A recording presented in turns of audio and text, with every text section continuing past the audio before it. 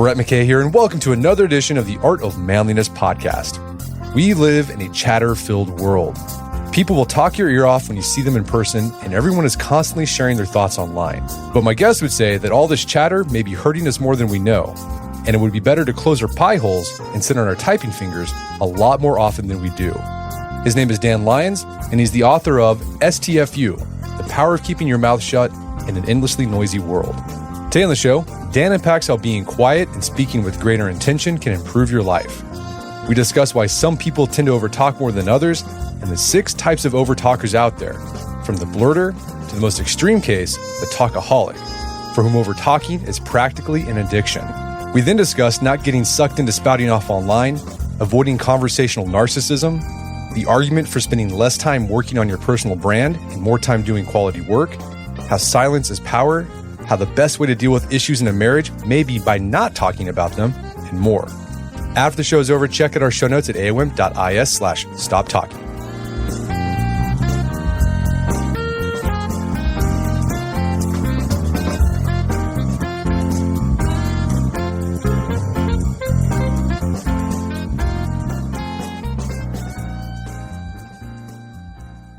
All right, Dan Lyons, welcome to the show. Hey, thank you for having me. So you got a new book out called STFU, The Power of Keeping Your Mouth Shut in a World That Won't Stop Talking. And this is a book about over-talking and the problems of it. There's been a lot of research done about the downsides of not talking enough, right? Shyness, for example, and books about how to overcome shyness. But very little has been done about over-talking. Why do you think that is? What's going on there? Well, I think part of it is that people who are extremely shy or communicatively apprehensive really struggle in life, and they also can be helped. You can actually work with them and practice and help them overcome some of that shyness. And there's been a lot of work in communication research about that. And oddly enough, the first research that I came across on overtalkers was done by the people who had done the most on very, very shy people. But I think part of it is that overtalking people are mostly just seen as annoying. You don't feel pity for them, or not pity. You don't want to help them, right? You don't feel bad for them. I think people who are very, very shy, you kind of want to help get them out of their shell. Yeah, and I think too, in the United States, we're extroverted. We kind of value the people who are out there talking, and so we don't think there's as much of a problem with people who talk more as opposed to less. Yeah, one of the researchers who came up with this thing called the talkaholic scale, which I write about in the book, it's very interesting. She is extremely, extremely shy, like way, way, way out on that end of like really does not like to talk to strangers or people she doesn't know. And her husband was the exact opposite. He was like me. He was a complete talkaholic. But she made a point to me about our culture and how we value and reward people who can speak well. And this is something very interesting. She said, think about kindergarten. Like when I was in kindergarten, when you were too, they had show and tell. So from the very start of the earliest part of your life, you're rewarding kids for getting up, for being able to get up in front of other people and talk. So you talk about one of the reasons why this doesn't get researched all that often is that the problem of overtalking is that people are just annoying. But you actually went deep into this. There's actually been research done by people trying to figure out what happens if you're an overtalker. So kind of give us a summary. Like what does the research say? What are the downsides of overtalking besides just being annoying? Well, sooner or later, if you're someone who talks too much, you're going to talk your way into trouble. Now, it may be that you offend someone, right? Or you hurt someone's feelings and maybe someone you really care about. But at the other end, you lose your job, right? Or you wreck a relationship with someone you care about and love. So the consequences of that lack of impulse control can be really extreme. And if they start happening over and over again, which was my case, they start to add up and you start to go, oh, this is really a problem. This is really interfering with my life. Yeah, you talk about they do surveys of people at work, and they'll talk about, what do you think about the overtalker? And they're just like, oh, it's super annoying. And I do what I can just to avoid them as much as possible. Because I know if I start talking to them, I'm going to be stuck for 15, 20 minutes. And it it just saps my productivity. Yeah, dude, that's that amazing study. It's from, I don't know, a couple of decades ago, but I actually tracked down the guy who did it in grad school, who had no idea that this study had been cited and downloaded so many times, which tells you how much it resonates. But yeah, he studied people in the workplace. Do you have someone in the workplace who annoys everybody by talking too much? And everybody had one, right? And yeah, the other interesting thing is at first, they're often seen as great and you like them and that guy really can tell a story and boy, they're so lively and funny. And then after a while, yeah, you start to want to escape them. People will actually see you coming and turn and go the other direction, or they'll pretend their phone is ringing, or, oh God, I have to get this text message or this email. Yeah, and people really start to resent them to the point where, here's another interesting thing. If you ask them early on, is that person intelligent? They'll say, yeah, highly intelligent. You ask them later about the same person, and their estimate of that person's intelligence has actually gone down. And there's a great story in there about a guy who's a very, annoying overtalker who gets made a manager and put in charge of 5 people. And he's driving them all so nuts that they finally go to management and say, look, either you got to get rid of him or we're going to quit or something. And so management goes to this guy and says, hey, you're a great guy. You have this problem. If you can't stop doing this, you can't be a manager anymore. Now, you would think the guy would say, okay, I'll work on it. This guy literally chose the demotion because he said, I don't want to change who I am. I like who I am, and actually hurt his own career willingly.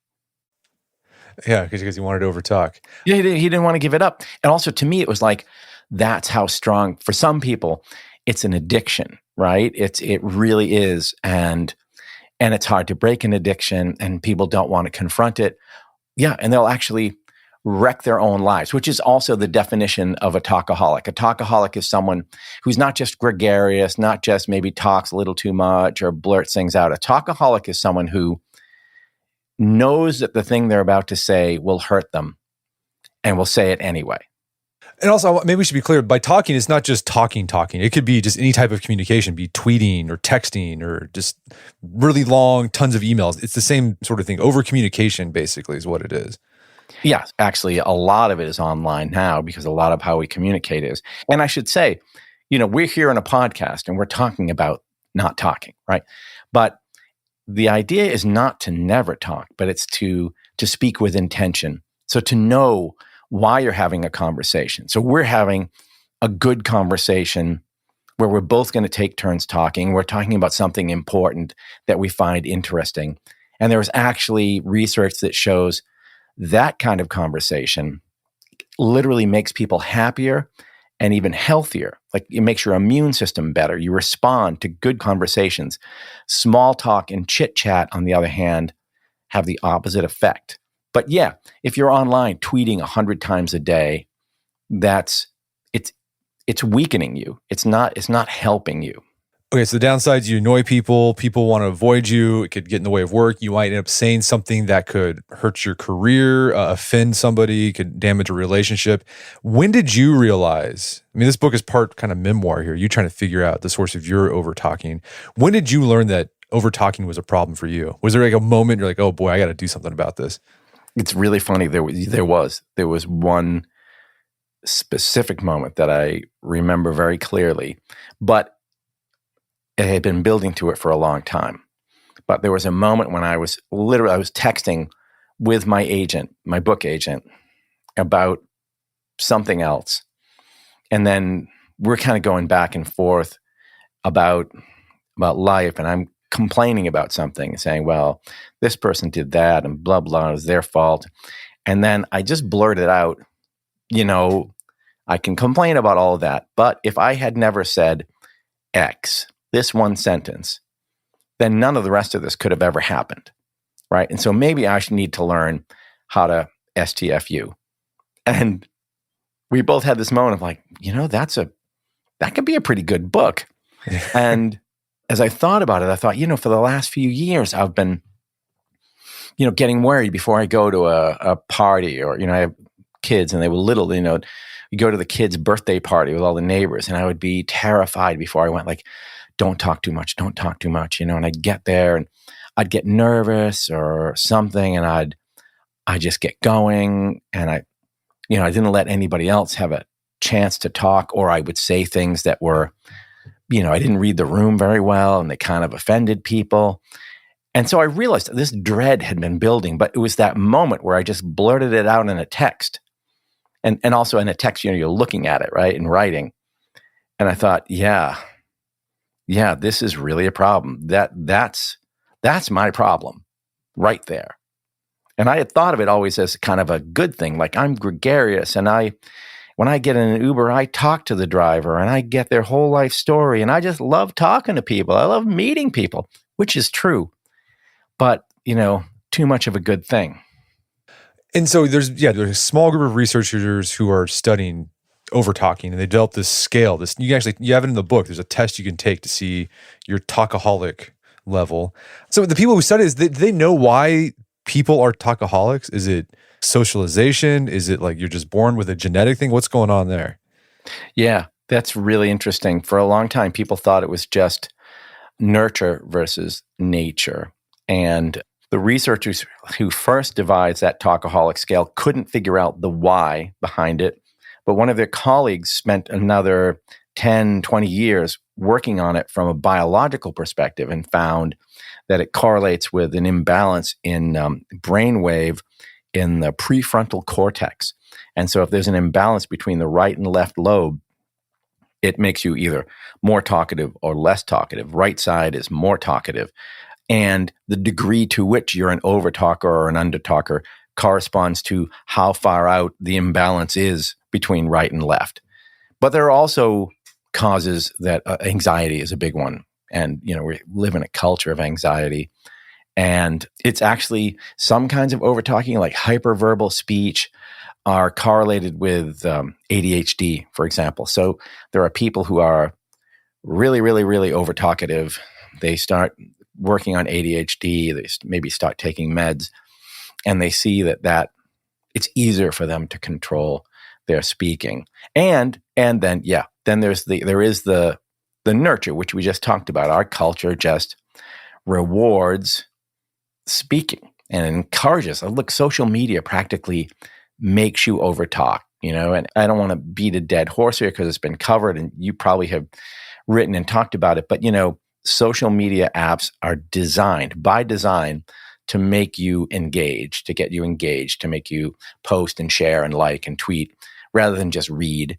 And to do that, they know how to do that is to provoke you. And usually it's to make you angry and outraged. And so they intentionally are doing that. And they're using the same techniques that casinos use with slot machines, only this is, a kind of anger machine. They want to keep you at the machine, and they keep getting you angry.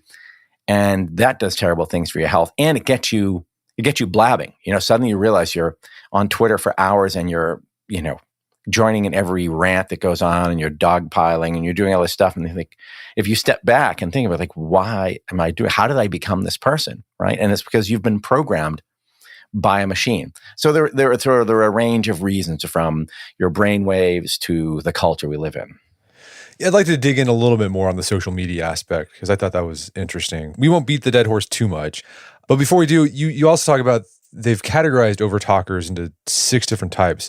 What are the 6 different types of overtalkers out there? So the first kind that I identify is called the ego talker. And the ego talker is almost always a guy. And it's a certain kind of guy who, but not always, right? But who just thinks they're smarter than everyone else. They know more than everyone else. Maybe they've made more money than everybody else. It's a thing that happens a lot to really rich Silicon Valley guys who then think they know everything about everything because they made money on Bitcoin, say. And they just suck up the oxygen because they sort of think they deserve it, right? It's sort of narcissism, and the smartest guy in the room syndrome. They're sort of my least sympathetic type. I identify nervous talkers, or people who are just more like situational overtalkers. They don't go through life annoying everybody, but in certain situations, they get nervous and they talk too much. I call one category blabbers, and those are people who just go on and on and on and on, and they often tell the same story many, many times. Like you've heard the whole story and you have to listen to it again, right? Then there are blurters who I think typically are very, very highly intelligent people and very, very quick-witted and have a funny remark very quickly, almost so fast that there's not enough time for the filter to come up. And they'll often blurt out things that are really funny, but not to everyone. I have a friend who's a blurter, and I think she's hilarious. Like, man, every joke kills me, but not everybody is in that same camp. I think there are ruminators who are people who just think out loud. They're just sort of thinking out loud. And then talkaholics who are in a different category in the sense that they're self-destructive. They have a propensity for self-destruction that is akin, say, to an alcoholic or any other kind of addict where there's the chance of this really, really harming yourself. So you mentioned social media. You have a couple chapters dedicated to social media. I think we kind of hit on why social media encourages over-talking. And it encourages oversharing because that gets engagement, right? The outrageous stuff. It encourages people to disclose extremely personal information because people love to see that. And so you see people say things or type things. You're like, man, probably shouldn't have said that, but it gets them engagement. Yeah. I mean, but like beyond the just oversharing aspect of social media, like what have been the down? Like what has it done to us mentally, physically, spiritually? What have you seen? Well, in a very high level sense, I think the last 10 or 20 years, we've seen the emergence of a kind of mental illness at a societal scale that our entire culture has got a little bit crazy, and it's happened in such a way that we don't even realize how crazy it is. It's not the sort of frog in the boiling water thing, but just that the way our brains have been rewired is such that it makes it very difficult for us to see how our brains have been rewired. So I had this thought experiment. I thought, if I can go back to 2000 and imagine myself then and the world then, and then see the 2023 version of me and of the world, I think I would be kind of shocked and in some ways impressed by all the amazing things we can do, but then in other ways being really distressed by the way we've cut ourselves off from each other in certain ways. We've become meaner. We've become angrier. There was a time, and it might have been 10, 15 years ago, remember when people would say that, people say things online that they would never say to your face. And now they say them to your face, right? That anger that began online has, seeped back into the real world. And so you have statistics on incidents on airplanes, right? People getting rowdy on an airplane, getting physically violent, attacking a flight attendant. Those are up like 5x from a few years ago. Like it's not a subtle change. And we have this phenomenon of the videos of people going nuts and Karen videos, people going nuts in stores or whatever. And we have this polarization. We demonize each other. We're unable to have conversations across political divides, for example. Now, I don't think you can blame all of that on social media, but it all sort of happened in lockstep with the emergence of social media. Yes, and you also highlight research whenever we're engaging on social media, these apps, our cortisol goes up. Yeah. And then depression can go up because I think there's some studies coming out too. We've actually confirmed that social media use, particularly for teenage girls, is really terrible. Like they're pretty convinced that it's made teenage girls more depressed. Social media has. Oh yeah, there's a professor at NYU named Jonathan Haidt. I think that's how he pronounces it. And a professor at Stanford named Anna Lemke. Oh my God, the statistics, the numbers are insane. Jonathan Haidt's numbers on teenage girls and maybe it's like suicidal ideation or suicide attempts or actual suicide and the rise of, say, Instagram, and you chart those two and it's terrifying. They go like right up. So he has no doubt that that's what's happening, that there is this terrible effect. And I mean, that's the worst end of it. But if you think of the rest of us, I mean, it creates anxiety, depression, you're right, cortisol. So we have this rush of cortisol in our system sort of all the time. And the interesting thing about cortisol is that, It's the kind of thing where, when you were a caveman and a saber-toothed tiger leapt out at you, you needed that burst to like go get going and run, right? But if you have a low level all the time, it's actually worse. It's like this chronic level of low-grade stress that just wrecks your brain. And I think the other danger of social media and just digital communication, why it encourages over talking, it's so easy to do, right? So if you feel like spouting off to somebody, you can do it right away. If back before the internet or social media, if you wanted to talk to a friend, like you had to call them up. They might not be there, or you'd have to arrange a conversation, to get together, and that there's a lot of friction there. With digital communication, if you want to say something to anybody, you can get there in a second. And I think oftentimes, the things we say that we regret the most, it happens when we're feeling angry. So anger is a really hot emotion, and it makes you want to do something. And if people would just like let that, if there's just like a little buffer zone between the anger and you spouting off, usually the anger just goes away, and then you're like, I'm not going to say it. But with digital technology, you can just, I'm feeling it, I'm going to do it right now, and then you end up regretting it. And I don't know, my whole business is online, so I get a lot of people talking back to me, and you get like the trolls and people just like say snippy things to you. I usually ignore it, but every now and then I'll respond to an email where it's just like someone's just really angry and just saying all this like crazy stuff, and I just respond like, hey, I'm sorry you're feeling this way, but I'm really not understanding like the reaction that you're having here. It seems a little overblown. I don't say overblown. I try to be really diplomatic. And they always respond like, oh man, I'm really sorry. I had a bad day. I started drinking, and I sent out that missive and I really regret it. And I imagine if that guy had just like had a bit of buffer, if he had to just write me a letter, he would have been like, well, it's not worth it. It's dumb. I'm just going to move on with my life. But that's amazing that the way you handle it works, because I wouldn't have thought of that. But when you tell me, it makes absolute sense. But like, is it because when you don't respond with anger, in other words, if you had gone back at him like blah, blah, blah, right? That just escalates. It's going to escalate. Right? It's going to escalate. But somehow like you're taking that energy that he's pushing toward you and like absorbing it. Yeah. Whenever people blow off, say something, I'm just like, they probably had a bad day. There's something going on. And so I'm not going to respond to that. It's like, I don't want to be patronized, but it's like kids. Like if you have a kid who's having a meltdown, yeah, you can't take it personally. They're hungry, they're tired. Adults, we're still kind of kids. We get hungry, we get tired, we get stressed out, we do and say stupid things. But I think if you slow things, that's the problem with the internet. Like it's too fast. If you can just slow things down a little bit, I think it would solve a lot of the problems. So the thing where you say, you write that angry email, then you go, you know what, I'm going to wait. I'm going to wait till tomorrow. If I still feel this way, right, I'll send it, but not right now. I can't tell you how many times in the last year I've done it with text messages where I start to write something and then I look at it, the whole thing, and go zip, and I hit, delete and go backwards through all the letters, just gobbling them all up. Like, nope, I'm not going to do that. And same with email. And I have developed better discipline about it. And you're right. I think I've saved myself trouble, because I sometimes say to myself, okay, I could, someone zings you like that guy did to you, and you're probably really good at it, right? Like, like, dude, this is what I do for a living. Like, I can zing you back way better, right? It's like dealing with a heckler. But if you do, then he's coming back with more. So like, does that help you? Now you're going to have to listen to 2 of his emails, right?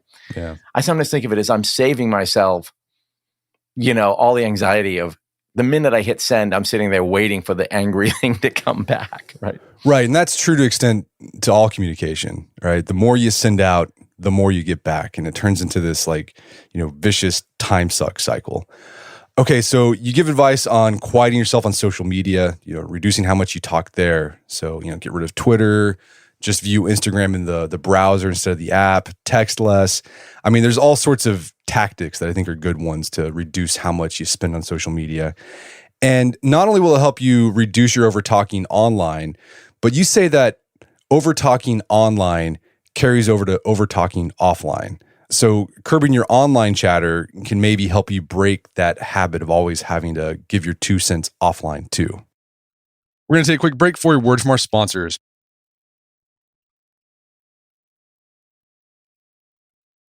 And now back to the show. So you have a chapter on interrupting over-talking where you interrupt people a lot. Did you have that issue of interrupting? Oh, yeah. Yeah, and often wasn't even aware of it. But yeah, I had that problem, and I tend now to try to go into a conversation or, like this or a work conversation and prepare myself before it. Just, take a minute or just to kind of take some deep breaths, but also think, okay, don't interrupt. I also put little stickers, little yellow pads above my desk to say things like quiet, listen, wrap it up. But, some interruptions are not at all bad. It's just that you get a little excited, like you're talking, we have like a mind meld and you're saying something and I'm like, oh yeah. And I jump in and I really just want to sort of agree with you. Those are the hardest ones for me to avoid, where it's, genuine enthusiasm rather than, rudeness. But yeah, I just try to be proactively aware of that and also try to catch myself if I do start to interrupt. Because here's the other one: you're talking to someone and they take a breath, but they're not finished speaking, and you leap in, and then they start to talk. You know the thing where you're both talking at the same time, and then you both go, "Oh no, you go. Oh no, you go." So I try to, catch those, and really sit back and say, "No, really, you were saying something interesting. I'd like to hear more of it." But yeah, I think it's just being aware. Yeah. And on the chapter on interruption, it reminded me, we wrote an article a really long time ago about this idea of conversational narcissism. Have you heard of this? No. This is really interesting. So there's a sociologist, Charles Derber. He wrote this book called The Pursuit of Attention. And he found that despite good intentions, and often without being aware of it, most people struggle with conversational narcissism. And it's basically when you're in a conversation, there will be someone who will subtly shift the conversation to them. So there's this thing called a shift response. So it's like this. Dan says, "Hey, I'm thinking about buying a new car." A shift response would be like, I would say, "Oh yeah? I'm thinking about buying a new car too." Mm-hmm. And then you're like, "Really?" And then I'm like, "Yeah, I just drove a Mustang yesterday and it was awesome." So like you started off, if I wasn't a narcissist, a conversational narcissist, I would have been like, "Oh, Dan, what kind of car are you looking at?" But I just immediately turned it to myself. Yeah, I didn't know those terms, but I was just talking about this yesterday to someone. I mean, the example I was using was someone says, and I do this a lot, I hope less than I used to, but you say, "Oh, we're just planning a vacation. We're going to go to Italy." And, the good response would be, "Oh, hey, Brett, like, where are you going? And when are you going?" And, "Oh, we're going to say, have you been there before?" And blah, blah. But yeah, the one I do is like, "Oh, we went to Italy once. We went here and we did that." And like, oh my God, like how awful is that? Yeah. Yeah. So yes, it's kind of a subtle interruption, right? I didn't interrupt you. I didn't like say, "Hold the horses, I'm going to talk about it." But it was like subtly like, okay, I'm going to take control of this conversation now. But do you think people are doing it out of a bad reason? Like, is Gerber's argument that this is like, obviously it's a problem because it's not nice, but is it motivated by a bad thing or just motivated by carelessness? I think it's carelessness. And he's basically saying that people are just starved for attention. Like people want attention, but they're looking for it in an unhealthy way. Yeah. I think the argument he's making. I think it's going along with a lot of social media. Like people they want to be noticed. And they might not be getting that, because they don't, like a lot of us that we don't belong to. I think the statistics say a third of people are living alone now in America. Adults, that is. Like we don't go to church anymore. Like we don't belong to the Rotary Club. And so I think a lot of us crave, like we just want someone to notice us. Like, hey, I matter. And I think maybe we do that in a conversation. It's like, oh, here's a chance for me to get attention. I think this is, again, this is me just doing my Freudian, theorizing. But I think people that's a way for them to get some attention that they might need. Yeah. No, I agree. And, that's an idea that someone else picked up. Her name is Sherry Turkle at MIT. And she wrote a book called Alone Together and was putting some of this on social media, saying that, yeah, we're together online, but we're sort of cut off from each other in personal life. And I think there's some research that shows, using a lot of social media actually interferes with your in-person relationships. But I hadn't thought of that, what you just said about church and the Rotary Club. And yeah, that must have been a real kind of social glue, right? You went out on Tuesday night because you had your Rotary Club meeting. Right. Yeah. Yeah. And we don't do that. You don't do that. Okay, so be aware of interruption. Don't do it. Try not to do it. You also have a chapter about, shutting your mouth at work, which goes against most of the career advice you see out there. Because most of the career advice you see out there is about building your personal brand by constantly creating content and sharing your thoughts on social media. And I always read that stuff and I'm like, does that actually do anything? Does you posting a LinkedIn thing, is that going to help you move ahead in your career? Like, what did you find? Is it doing anything? Yeah, I sometimes worry that I seem too much like a curmudgeon and that there is some value in building your brand or establishing yourself as an expert in a field, right? Someone that has something to say. But I do think that, we spend too much time doing that. And we've been sold this idea of, building the brand of you. And I think, what if the brand of me is just that I'm really good at what I do and I'm quietly competent and I get my stuff in on time and I get stuff done? Can that be the brand of me? And I think, like, for example, I had a guy tell me that he measures people's value by how many Twitter followers they have.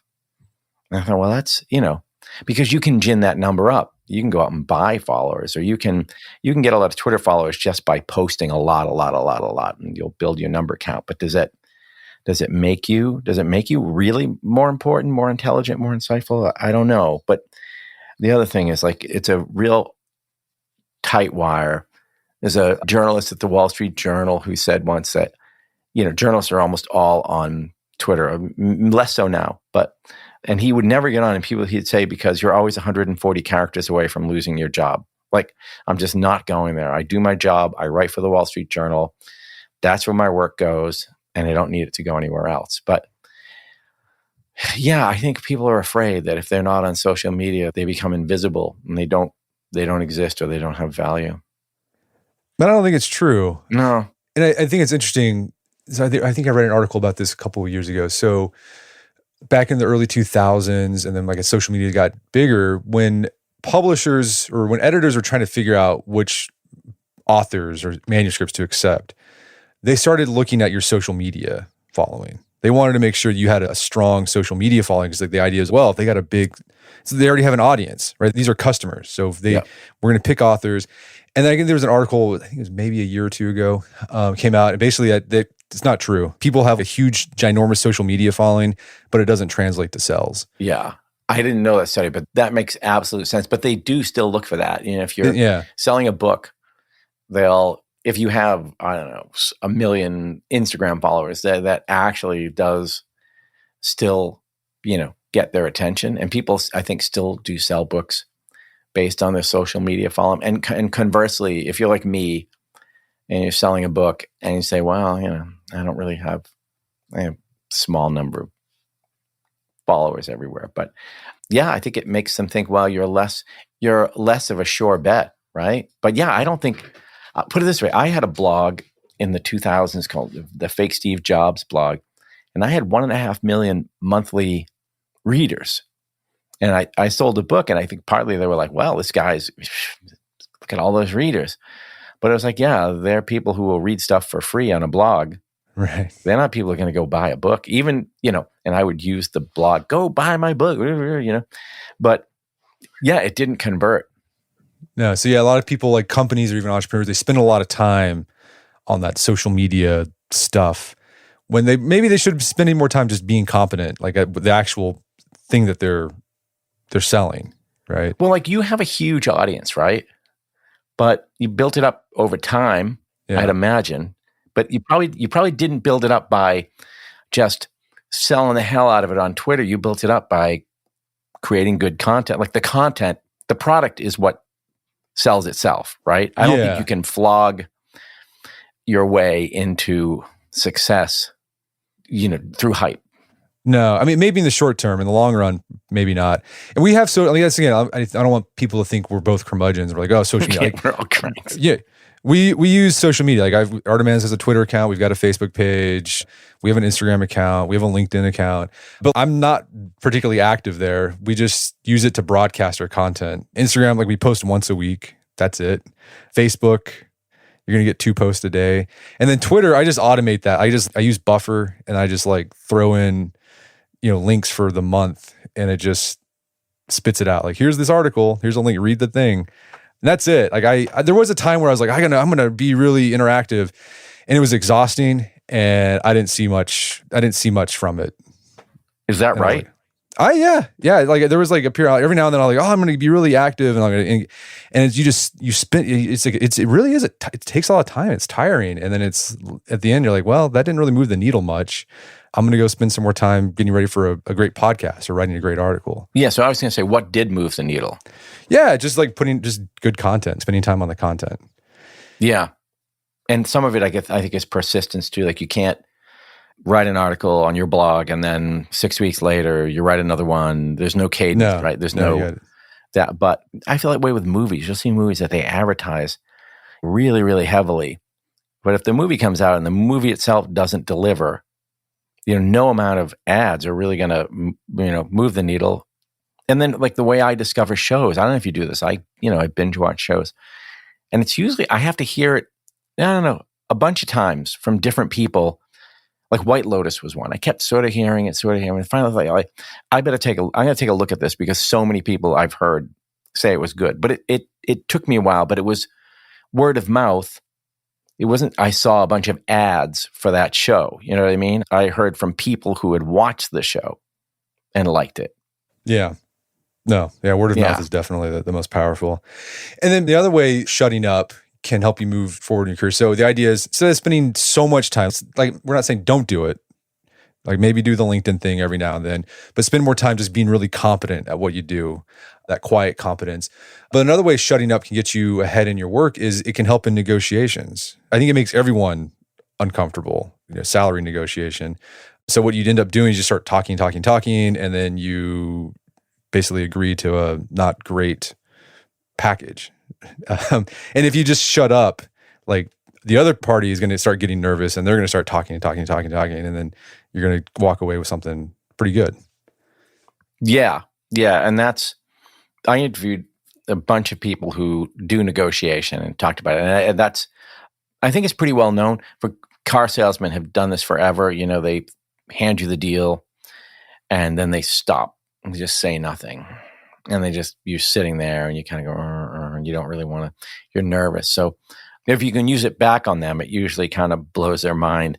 But it's part of a larger point though, which this kind of struck me, which is that like silence is power, and you can use silence as a weapon. And really smart people or powerful people often do this. They say less than they need to, and they hold back instead of speaking more. So yeah, in negotiation, it's a really, really powerful tool for like salaries or closing a deal. Yeah, and sometimes it's extreme silence. You can go on for minutes, and most of us just find that unbearable. Yeah, I think there's been a lot of studies about that. People who are in positions of power speak less. Well, that's what struck me in the very beginning of this whole journey was I was thinking about over-talking. Am I talk too much? And then I thought, we live in this noisy age and everybody's seeking attention.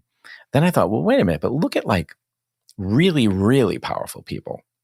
For the most part, they're not out selling too hard. Like I was a huge fan of Steve Jobs, and I admired him in many ways. In person at work, he was a shouter, kind of a screamer. He was a very passionate guy. But the way he managed himself in public was that he was super reclusive, very secretive. When he spoke, it was because he knew why he was speaking, usually had something to sell. And he chose every word really carefully. And I was a journalist, and he was one of the gets you always wanted to get. Like if you could get Steve Jobs on the cover of your magazine, first of all, you knew you were going to sell a lot of magazines. And you wanted him to talk to you because he never talked to anyone, And the more he said no, the more you wanted to get him as a guest. And I can tell you, having been a business journalist, you'd be surprised at the kind of CEOs who are big CEOs who have PR people out, trying to get their boss on the cover of Forbes or Fortune. And Jobs was the complete opposite. But other people, Tim Cook, the CEO of Apple, Anna Wintour, Barack Obama, you look around and you go, wow, these were people who always really held back. And that's their power.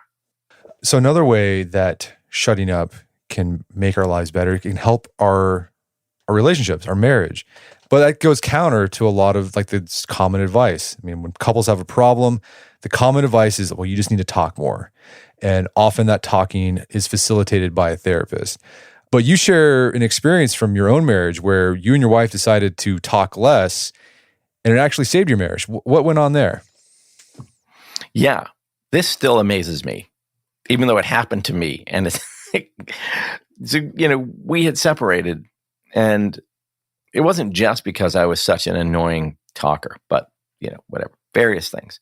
But not because one of us wanted to marry someone else, right? It was just, we just had trouble dealing with each other. And we had gone to a lot of, talk therapy, say, and one after another, until we got to the final one who was just said, you know what, my advice to you is break up. Like, forget about it. And so we did. But I don't think either of us really, really wanted to get divorced, And this was just also when I started writing this book and researching the book and looking at silence and looking at all these different things. And I started reaching out to my wife and saying, can we go walk the dog? We have a dog that likes to go out in the woods and swim. And we would go, and I would just prepare myself and just not talk, or talk a little bit, mostly ask questions and really sit. We're talking about how silence is uncomfortable, but just sit in silence. And I ended up calling this non-talk therapy, that it somehow allowed us to come back together in a way where we didn't relitigate the old fights or the old differences. We didn't go back at all to any of that. And we just kind of spent time together. And I thought of it as sort of non-talk therapy. And it worked for us in a way that all that talk therapy hadn't worked. And we ended up getting back together, and it's gone really well.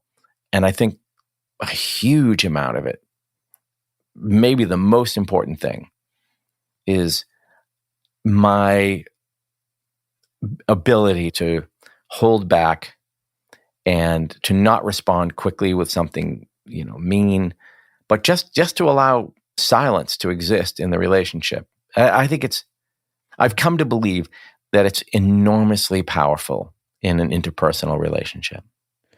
Well, you highlight research. So it's like nearly half of married couples go to couples counseling, but it's like 25% of couples who go to therapy end up worse than they were before. There's actually a psychologist, William Doherty. He wrote an article, How Therapy Can Be Hazardous for Your Marital Health. And I think the point he was making, like, one of the problems with couples counseling is that it can reinforce stuff that's going outside the marriage, inside the marriage, like in the therapy session. So basically it's just couples are just kvetching about each other inside the therapy session, and that's not helpful. Yeah. I think that's true. You go in and, you're okay. It's like your Wednesday night, you go to your meeting, you drive over together, and you go in and you walk out like, hating each other. You get in the car and now you're all mad. I mean, that happened. That happened a lot. And Doherty's point is that, people often end up worse after couples therapy. And partly it's because, you go in and you just reopen all this stuff. And, maybe you don't need to. Doherty's point is that a lot of therapists who do couples therapy are not trained specifically to do couples therapy, and that couples therapy is a unique thing, and it's very different, and it's really hard. And so people will hang out a shingle to do it, and they're not really qualified to do it. I think his analogy was like, you have a broken leg and you go to a brain surgeon or something, or something like that. But there's another idea. This one really intrigued me. So Ruth Bader Ginsburg had this great line that she said her mother-in-law told her this on her wedding day. And she had lived by this rule her entire life, which is that to have a happy marriage, sometimes it helps to be a little deaf.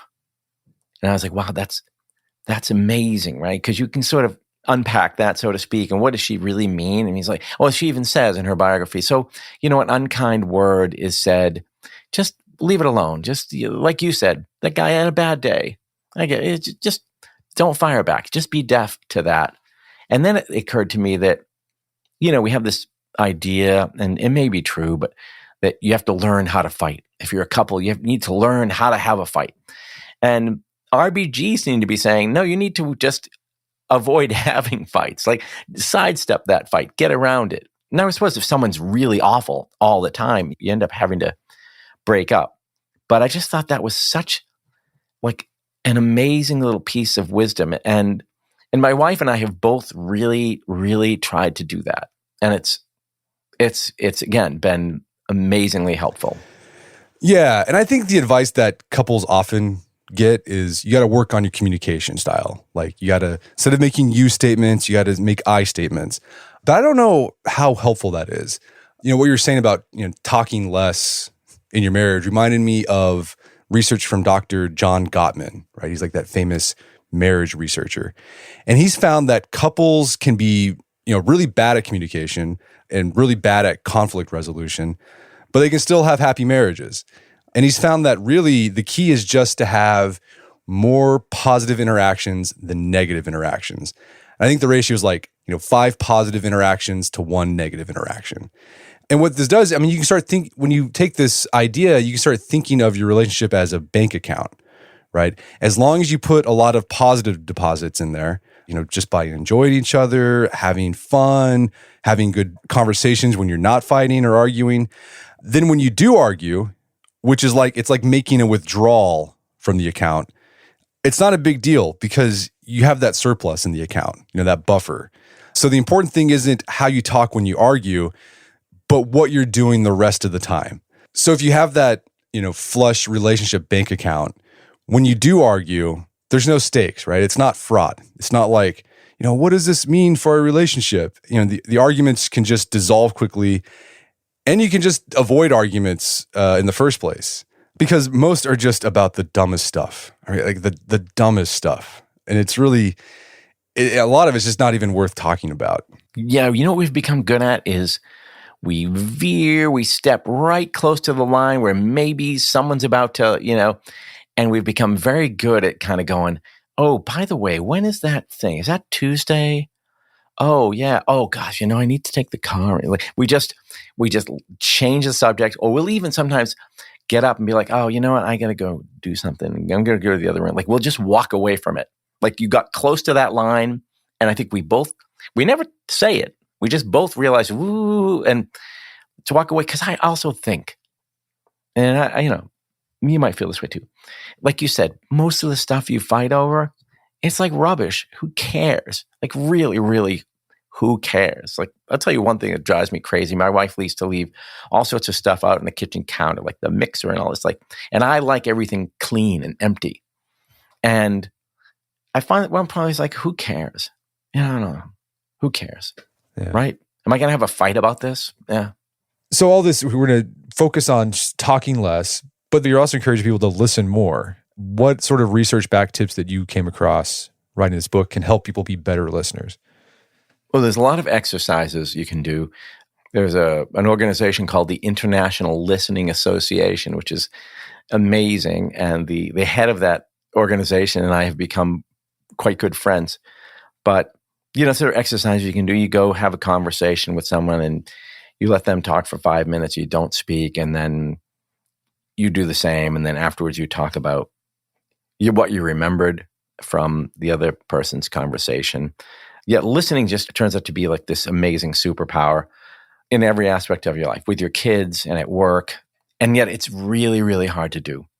Incredibly hard to be a good listener. So I took online courses. I found exercises, interviewed experts. But yeah, in the book I have a list of exercises that I gathered up from various sources. Like, here's something you can do to work on your listening skills.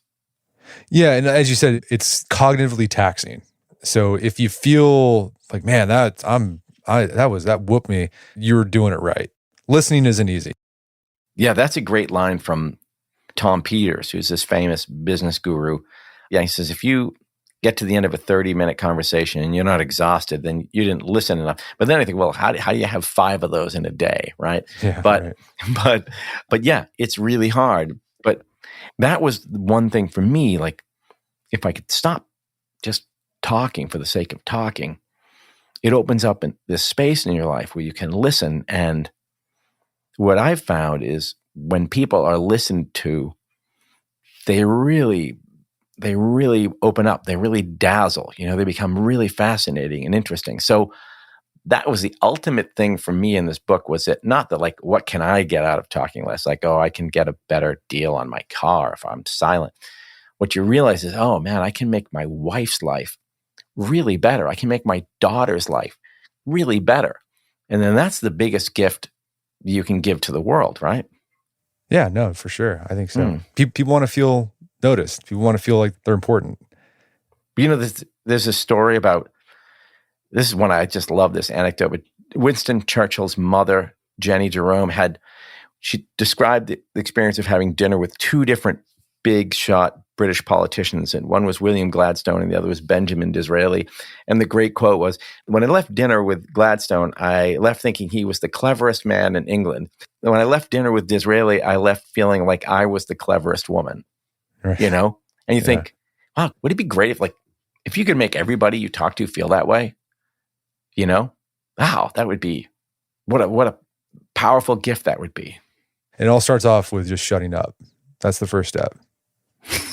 Yeah, that's where it all starts. Right. That's where it all starts. Yeah. Well, Dan, this has been a great conversation. Where can people go to learn more about the book and your work? Oh, well, my website is danlyons.io. And yeah, there's information there. That's probably the best place to go. Fantastic. Well, Dan Lyons, thanks for your time. It's been a pleasure. Hey, it was great meeting you. Thank you so much. My guest today is Dan Lyons. He's the author of the book STFU, The Power of Keeping Your Mouth Shut in an Endlessly Noisy World. It's available on Amazon.com and bookstores everywhere. You can find more information about his work at his website, danlyons.io. Also, check out our show notes at aom.is/stoptalking, where you can find links to resources where you can delve deeper into this topic.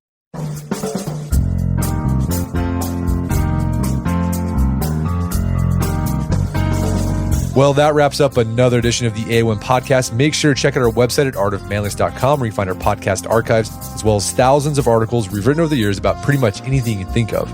And if you'd like to enjoy ad-free episodes of the AOM podcast, you can do so on Stitcher Premium. Head over to StitcherPremium.com, sign up, use code Manliness at checkout for a free month trial. Once you're signed up, download the Stitcher app on Android or iOS, and you can start enjoying ad-free episodes of the AOM podcast. And if you haven't done so already, I'd appreciate if you take 1 minute to give us a review on Apple Podcasts or Spotify. It helps out a lot. And if you've done that already, thank you. Please consider sharing the show with a friend or family member who you think would get something out of it. As always, thank you for the continued support. And until next time, this is Brett McKay, reminding you to not only listen to the AOM podcast, but put what you've heard into action.